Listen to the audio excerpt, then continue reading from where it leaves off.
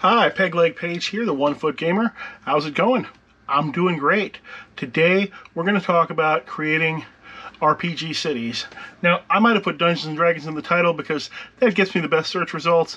Honestly, doesn't matter what RPG you're playing here. It could be Star Wars, it could be GURPS, you could be playing the WWF RPG, you could be playing Gamma World, it doesn't really matter. Just these are some tricks that I use to create vibrant, realistic cities that are full of life. Now, I think you might find that published materials are not very helpful in creating great cities.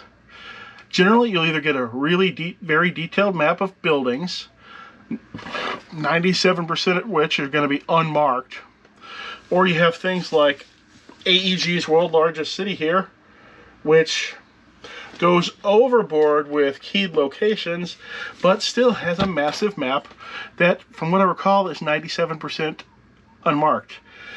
It has to go with what I recall because I don't have the map to World's Largest City, I just have the book. Apparently, somebody stole the map out of the book at the game store and I bought it for $5. This is now a $200 book these days, so I'm probably going to sell mine without the map. That should pop up in my eBay store by the time you see this video. So if you want to buy it, just follow the link to my eBay store and you can buy your copy of this. I'm sure you can download the map online someplace. Or forget the map and just use the keyed locations. They are pretty good. Not what I want to use in my game, but I got nothing bad to say about them.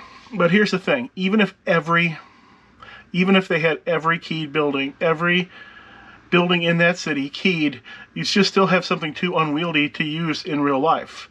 It might be incredible on a computer game, but you can't actually run a city with thousands of buildings in it and knowing and having the contents of all those thousands of buildings in it and all the NPCs and everything else.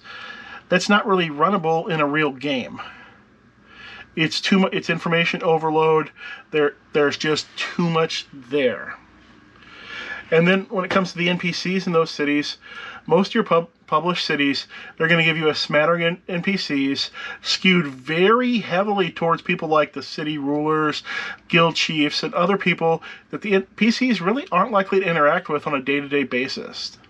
Or in the case here of World's Largest City, there's just too many NPCs in here. The major failing of both those approaches is the reliance on the city map in the first place. You don't need a city map. It's completely unneeded. It's not like the players get to the city and a greeter hands them a city map upon entering the city. That doesn't happen. Most of these medieval cities weren't mapped in the first place, or had a very basic map that no peasant would have ever seen. Characters aren't going to be navigating that city by a map. They're going to go by their own personal memory if it's a city that they're familiar with, or they're going to have to ask around or wander around to find the locations of interest. And the realization of that fact made me realize that I can create what seems to be a huge, bustling city on a much smaller scale, and I didn't think that my players would ever notice it. So that's why I came up with the two-street city.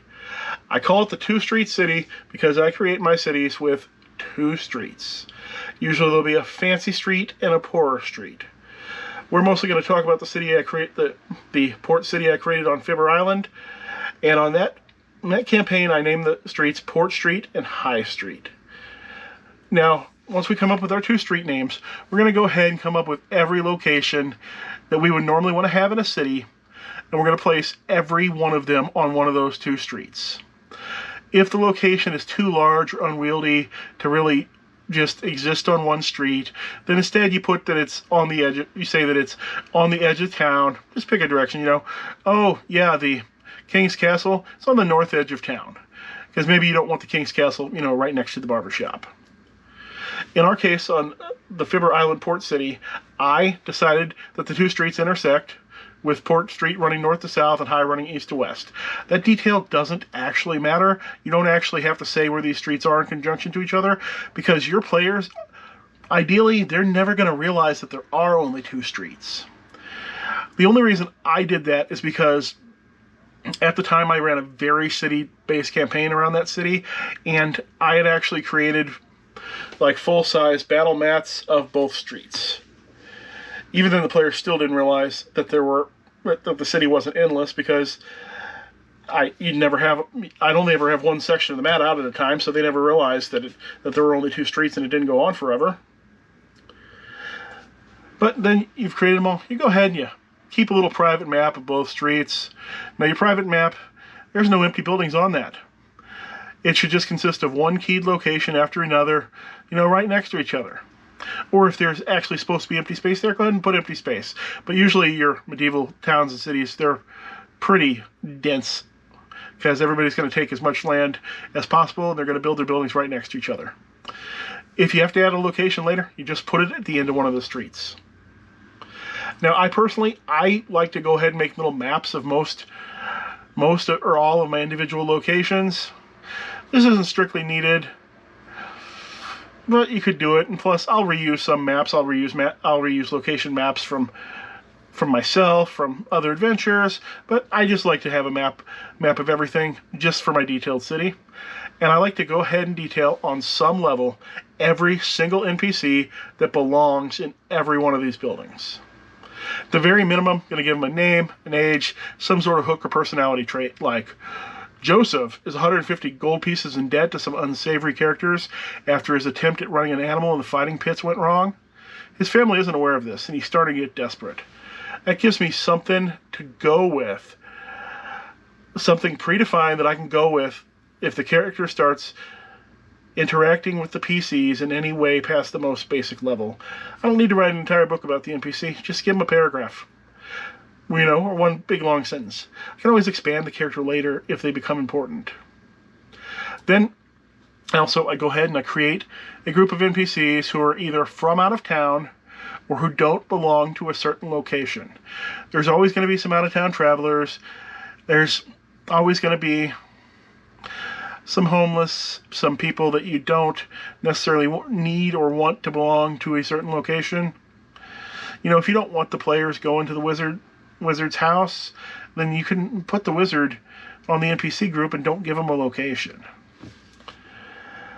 Now, what I rarely do with this sort of city, though, is actually dig into the details of the names or the stat blocks of the most powerful NPCs in town.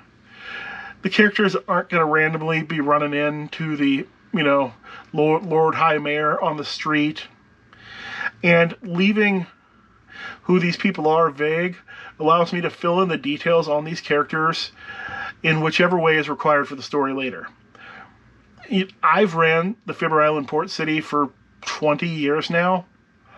I still have never said the name of the person in charge of the city. Not once. It's never come up. Now, one great way to leave the names of the powerful vague is to just assume it's the tradition for subordinates in the culture to refer to those in power by title and not by name. Adding the name is a little too personal, and it could be insulting, as it can insinuate there is another person at that level, or that the character is their equal. Now, characters who truly are equal, they would likely use name instead of title, or you may use name on somebody below you. But you normal people would refer to the man in the castle as the Duke.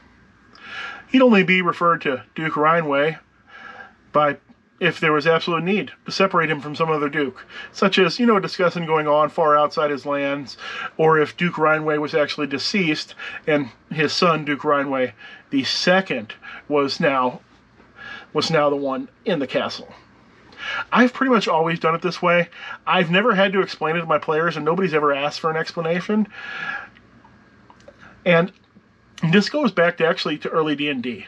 Like, if you take a look at Keep on the Borderlands, there are something like 20 important human characters in that adventure, and that adventure doesn't give a name to any of them whatsoever.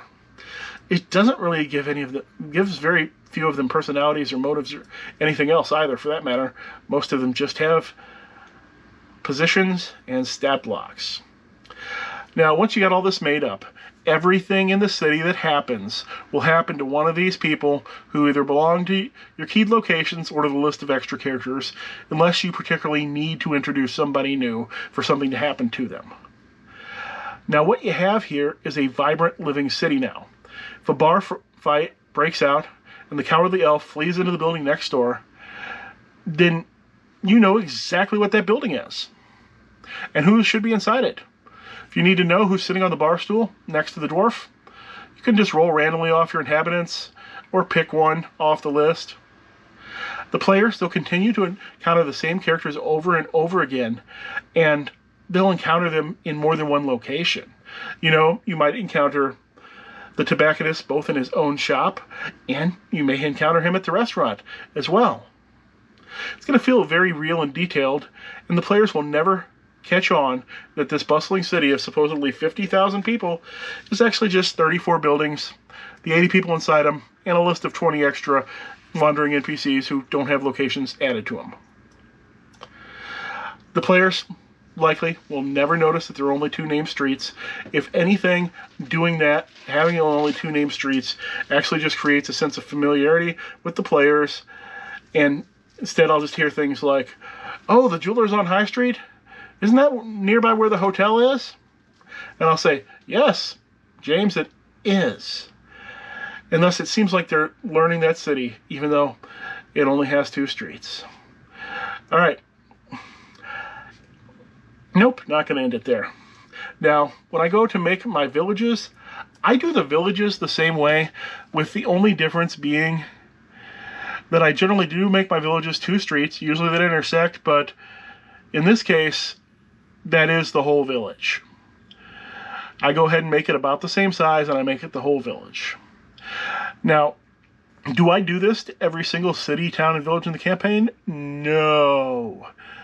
I like my campaign to seem to be super detailed, so I only keep a few super detailed areas.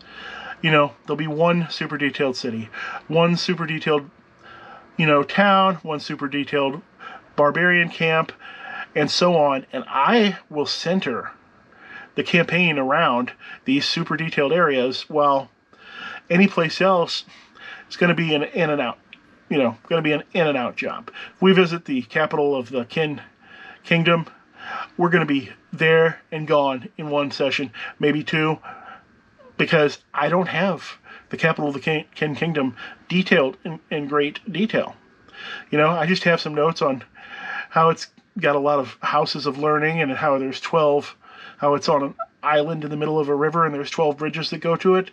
And we're just going to feature those specific things that I do have detailed. Then we're going to get out of there and get back into our normal adventuring and keep it centered around our detailed areas. And the characters, the players, they never notice this. They just assume that the entire world is that detailed, when in reality, it isn't. All right, that's going to be the actual end. Thanks for watching. Thanks for subscribing. If you want to buy this World's Largest City book, it should be on my eBay store. By the time you watch this, link down below. It is going to be like $130 though, so because it sells for $190 now with the map. I figure $60 discount for no map, pretty good. All right, thanks. Hope to see you again soon.